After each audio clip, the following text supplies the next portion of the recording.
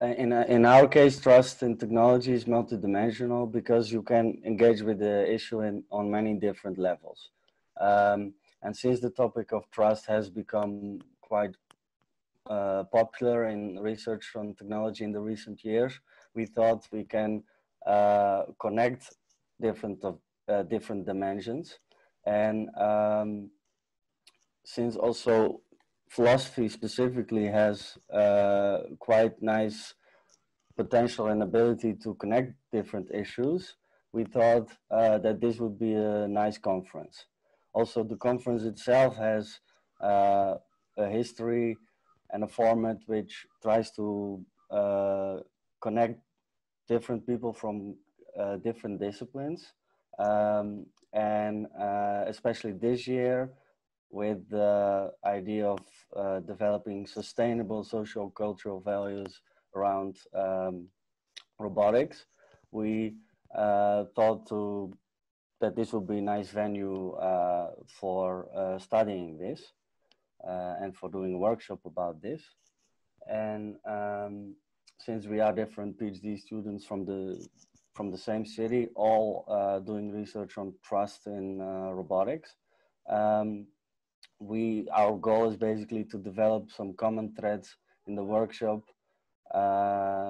with a plenary discussion at the end that discusses this topic of trust and tries to look how those different aspects can be connected.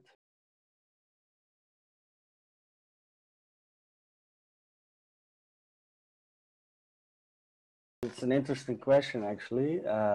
We had, in fact, several discussions on this topic when we started to organize the workshop.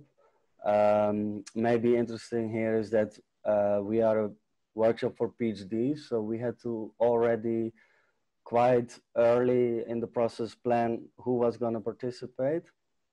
Because yeah, as PhDs, you just need to have a good plan in order to be able to organize such a workshop.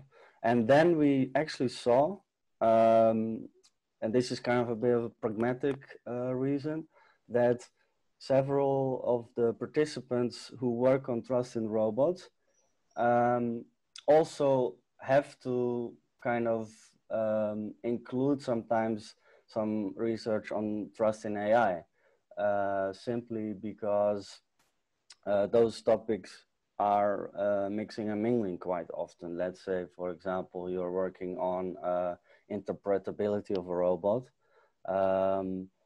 You obviously also include issues of interpretability in AI, which is quite a big field.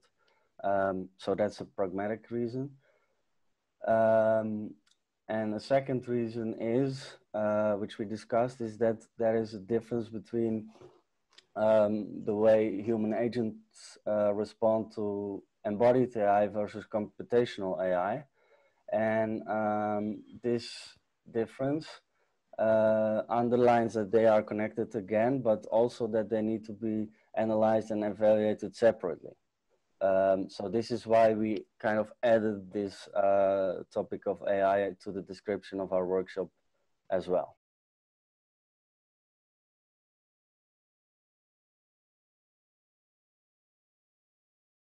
That's actually an interesting question, especially, of course, because we're a PhD workshop.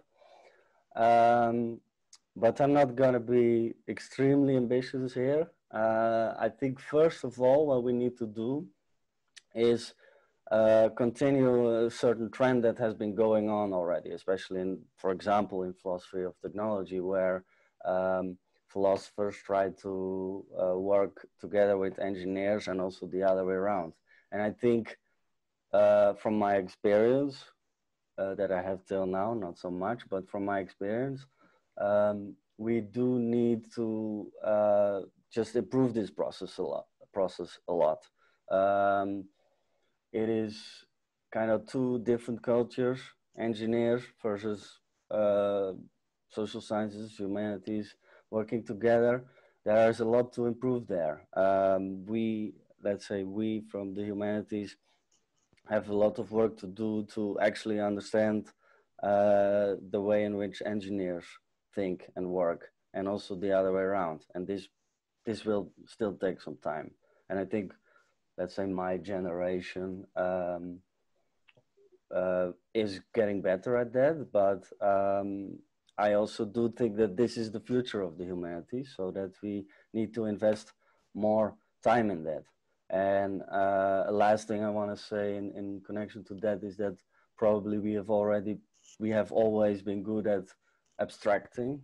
So the humanities are very good at making abstractions.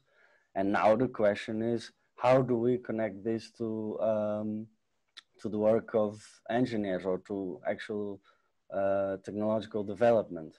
And I think that is exactly the future of the humanities.